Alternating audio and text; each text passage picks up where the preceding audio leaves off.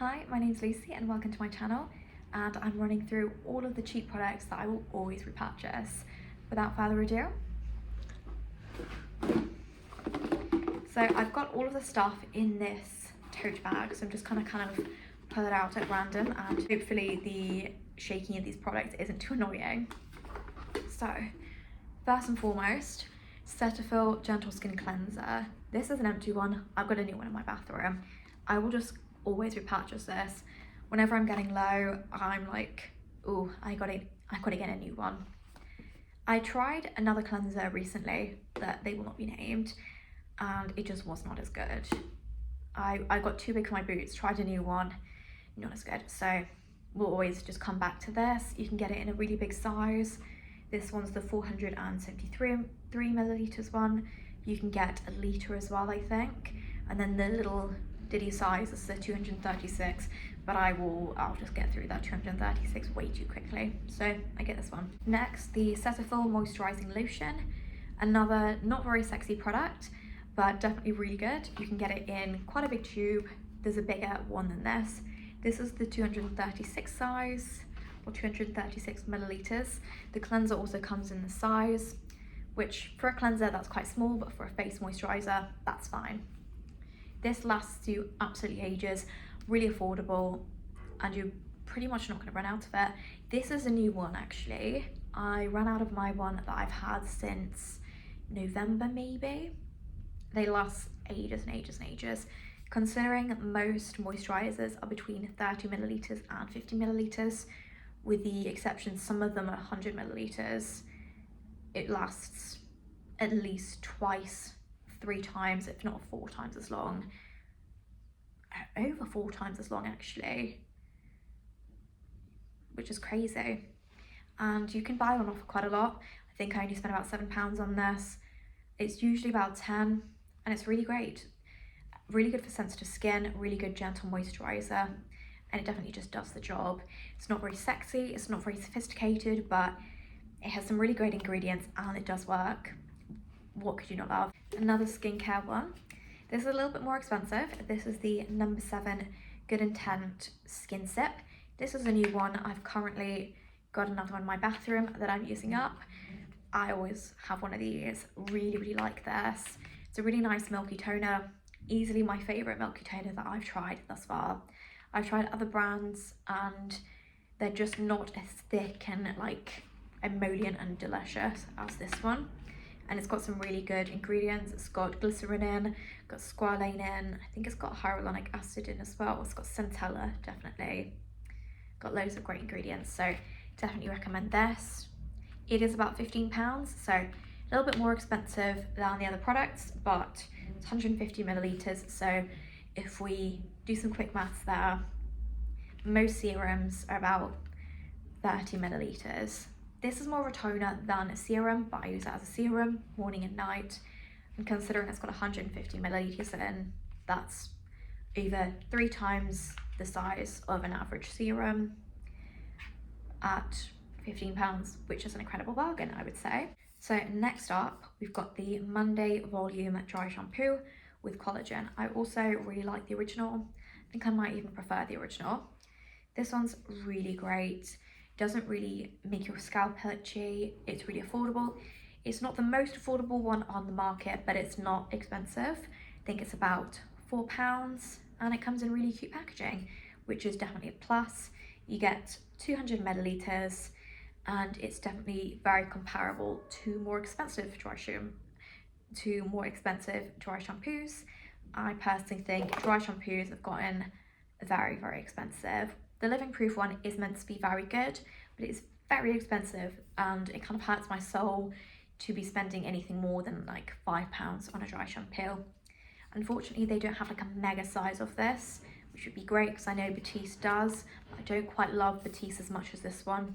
I've tried this one this year and really recommend it. Another spray, we have the Gem Skin Loving Deodorant. This is in the scent Santal. It's got hyaluronic acid in and vitamin E and shea butter, so all of the good things. It doesn't leave yellow marks. It smells literally incredible, and it doesn't have any alcohol in it, which is really great. I found that when you shave your armpits and you spray deodorant on, sometimes that makes my armpits like burn, but this one doesn't do that, which is great. And I think it's only about £3 as well, so very good. Not as cheap as other deodorants, but it's definitely not expensive. I know there's quite a lot of more artisan, more expensive deodorants that are getting popular, and this is a very good price for deodorant. Again, I don't think that you need to be spending loads and loads of money on a deodorant. Yes, this one's very aesthetically pleasing, which is also a bonus, but I think we don't need to be spending loads of money unless you've got sensitive skin and there's only like a couple of brands that you can tolerate. That's totally understandable. But again, I find that they're just getting more and more expensive, and brands are doing them, and some of them about £20, and no, I think they're just a bit much. So this one works, it's about £3 and couldn't recommend it more. Next up, we've got a giant Garnier Micellar water. I bought this one because the next size down was actually more expensive. This was on offer for £6 in Boots, and I thought that's an offer I quite frankly can't refuse. So I've got the maxi one, which is 700 millilitres. I don't regularly use micellar water, but I use it from time to time, and if you're really tired and you need to take your makeup off, it's a really great one just to make sure you've taken it off. I use it when I tint my eyebrows. It comes in handy quite a lot, so it's definitely good to have, and definitely a big fan of this one. I've used the Bioderma one before, and honestly, it's pretty much the same stuff. I've been tempted to try other ones as well, but to be honest, my skin tolerates this one. It works well for my skin, it doesn't break me out, and I probably will forever repurchase this just when I run out. It's not something that I use too regularly, but it's very useful for certain things. Next up, we've got some hair care. This is the L'Oreal Elvive Dream Lens Savior Mask. Bit of a mouthful of a name. This is really great. Oh, you can see like one of my hairs in there. This is in my shower. I actually used this morning, so it looks a little bit manky. I do apologize. This is really great.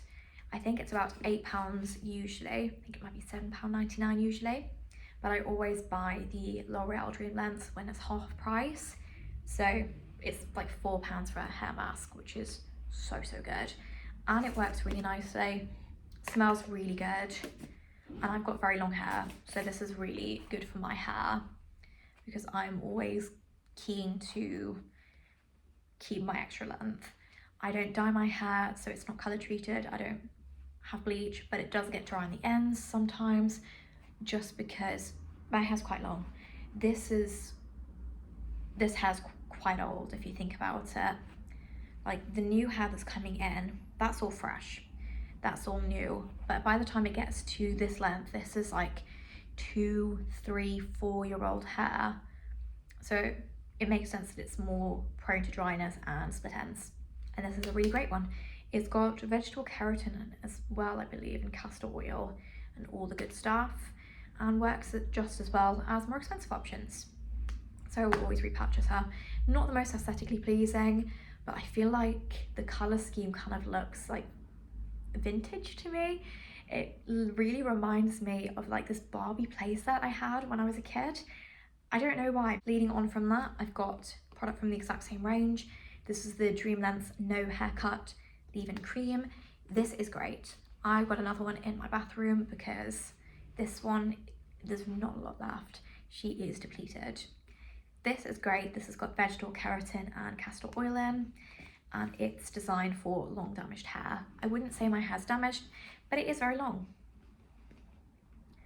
So it's got heat protection up to 230 degrees. I kind of use it as a leave-in conditioner and then also a heat defense product as well. Kind of a one-stop shop for me. I put quite a generous amount on my hand, kind of just smooth it through my hair, and it's great. It works well if you blow dry, works well if you air dry as well. Massive fan. And again, I buy it when it's on half off. It's usually about £8, which for this product, I'd say that's a very good price anyways. However, I will always wait until they put it on offer for £4, which is even better. So thank you Boots for putting this on offer so frequently so I can buy it. Next up, we've got SPF. This is Beauty of Joseon one. I actually prefer the white one, but this is the one I've got at the moment, and this one's also very nice. This is the Relief Sun Aqua Fresh Rice Plus B5, but I prefer the one in the white tube, which is the more glowy version. These are great. I do get through them relatively quickly just because I use a lot of SPF. They're constantly on offer, so I always just repurchase.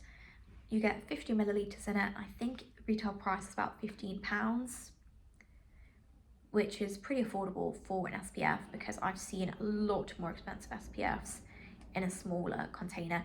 So the ones that are about 30 millilitres and for about like £30, I'm like, that's absolutely crazy, considering you can buy a K-Beauty one for half the price and like double the quality.